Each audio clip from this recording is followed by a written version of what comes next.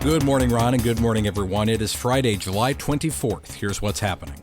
The U.S. Military Central Command says it ran a 13th consecutive night of strikes on Iran.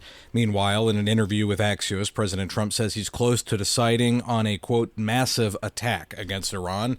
The president did not give a deadline for when he would make that decision. The Justice Department is withdrawing subpoenas issued to several New York Times reporters earlier this month. According to the New York Times, the DOJ sought phone and text messaging records from reporters and in some cases those of family members in connection to the department's probe of the outlet's reporting on the new Air Force One jet gifted by Qatar. The Trump administration was pushing to identify the confidential government sources who spoke with reporters about the jet's security capabilities. However, the DOJ announced plans to withdraw those subpoenas during a hearing in a Manhattan courtroom yesterday, in which a judge was considering whether to grant the Times' motion to dismiss the request.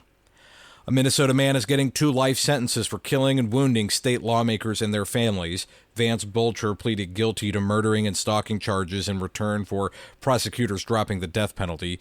The 59-year-old shot and killed Minnesota State Democrat Representative Melissa Hortman and her husband, Mark Hortman, at their home in 2025.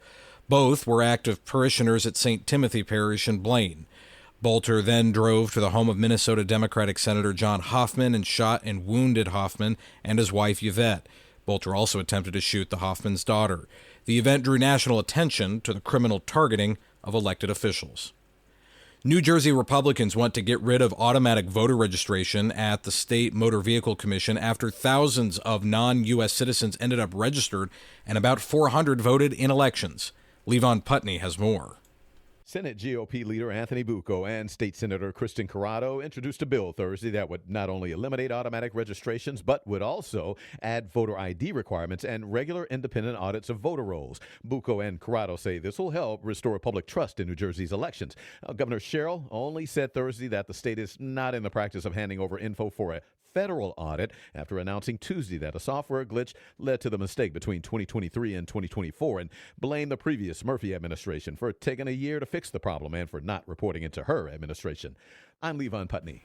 And Anne Teresa O'Neill, whose confirmed miracle led to the canonization of St. Elizabeth Ann Seton, has died.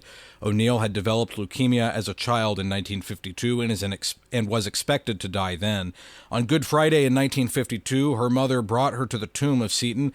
When she returned to the hospital on Monday, she had been cured. Archbishop William Laurie of Baltimore will be the principal celebrant at her funeral tomorrow. O'Neill was 78. I'm Matthew Handley and Ron Finn. That is the news this morning.